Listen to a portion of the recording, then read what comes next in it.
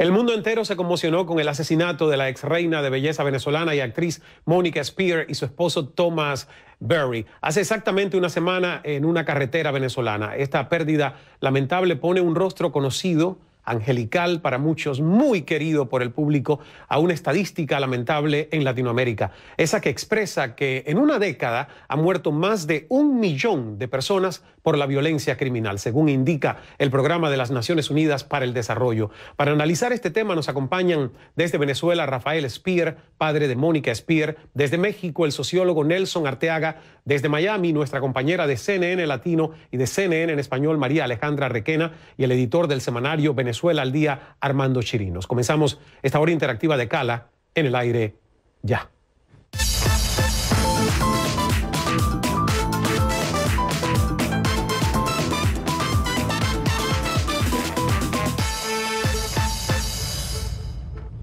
Justamente en esta parte del programa se nos unen el sociólogo, profesor e investigador de la Facultad de Ciencias Sociales, el doctor Nelson Arteaga desde México, y desde Miami el productor y editor del periódico Venezuela al Día, Armando Chirinos. Bienvenido, señor Arteaga, ¿cómo está?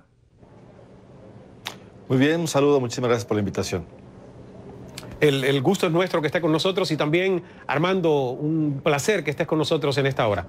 Gracias por venir.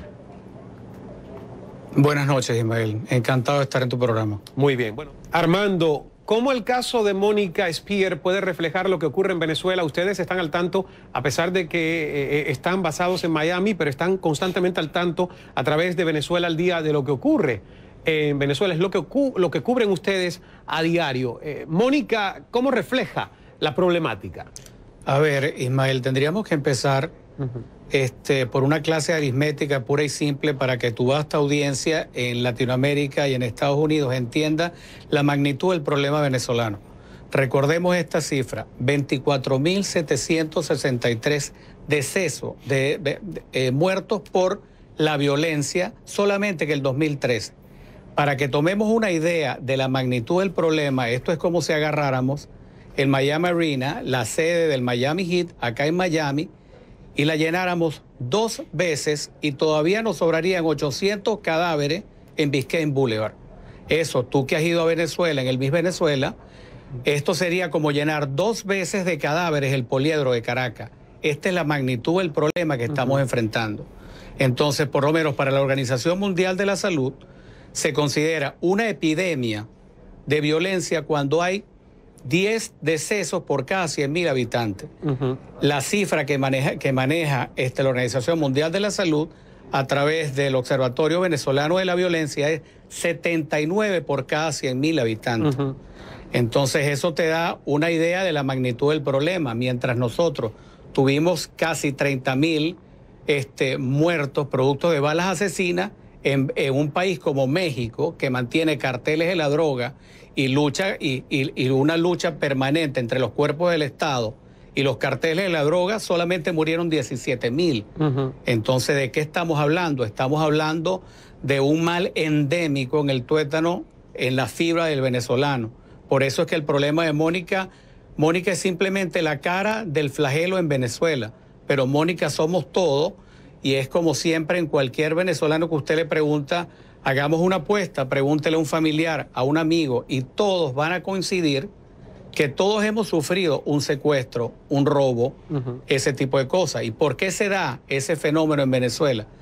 Por cuatro variables que se reflejan en este problema. El primero, tenemos un gobierno que durante 15 años, casi 15 años, ha estado pregonando desde un púlpito multimediático, el presidente Chávez, recordemos que siempre ha atacado al sector comercio, a la clase media, ¿ok? Esto fue un problema porque ¿cuál es el primer detonante del odio? El primer detonante del odio, de la violencia, es la ira. Y si tenemos un lenguaje presidencial, ¿verdad? Por el primer mandatario de la República, ¿cómo lo podemos? Es una cosa que realmente afectó mucho al venezolano. Segundo, la impunidad, Ismael. En Venezuela, de cada 90 crímenes que se cometen, no se condena ni siquiera la mitad de los acusados. Entonces, eso también te da, o sea, si tenemos un maleante que actúa casi con el consentimiento del Estado, no hay un marco legal que lo obligue o que lo someta, entonces realmente la impunidad campea a lo largo de todo el territorio nacional. Por eso es que la inseguridad está presente en un transporte escolar, en un día a día, en una compra del supermercado y en una carretera, que fue la mala hora de Mónica. Y ya de tercero, ¿cómo un país puede enfrentar la violencia si solamente destina el 1% del presupuesto nacional a la seguridad ciudadana? Para que veas un ejemplo más claro, los países industriales, por ejemplo, los países del G8 destinan entre el 15 y el 25% de su presupuesto a la seguridad de sus ciudadanos. Entonces realmente eso te da una idea de que el problema en Venezuela es mucho más grave. Mientras hay la motivación en el resto de Latinoamérica, generalmente es por droga, por control de territorio. En Guatemala, en Honduras, las famosas bandas, es por control de territorio. En México, por el control de la droga. Pero en Venezuela es una cultura de la muerte. Se mata por el simple hecho de matar.